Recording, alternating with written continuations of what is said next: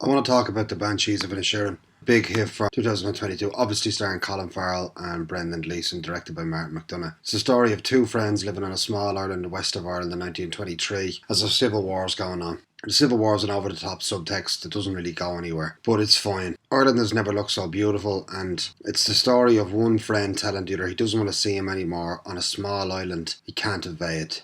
Colin Farrell character is completely bewildered in disbelief, and so is the island as to what's gone on. It's wildly entertaining with the kind of absurd and pointed humour you expect from Martin McDonagh that carries it all the way through. There's a third act transformation which is kind of meaningless to the film, but it hammers home the kind of theme of kind of morality, which is what it's all about. Morality and mortality, mostly mortality. You know, what do we do with our time? And that as an idea will alienating a friend or leaving them behind change our lives. We can all be so desperate to find the right path, especially today with so many options, that we can make decisions that aren't always best for us or head down a road we think is best for us, only to find that the past is always a much richer place. And I imagine both actors completely identified with each role. Brendan Gleason being a fiddle player and a musician, and perhaps being a very private man, and Colin Farrell just being this enormous movie star who just seems to have just the easiest way about him. Every time you see him being interviewed, he seems to navigate the couch so well. Him coming from the kind of daily optimism of an addict. I know he's sober a long time. I do say again, the film looks absolutely spectacular. Kerry Condren shows up and almost steals the film. Aside from the story being and the scriptwriter being so rich, Brendan Gleeson and Colin Farrell are spectacular. Barry Keoghan is good in the background, but Kerry Condren was kind of announced to the world, and she showed up in the Brad Pitt movie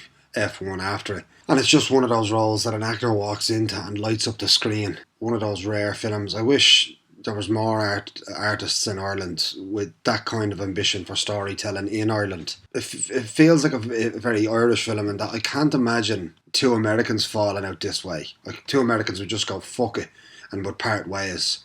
But the fuss they both make over it is something very Irish. You know, we talk as much as we think Spanish people talk. You know, it appears like they're saying a lot more than they actually are.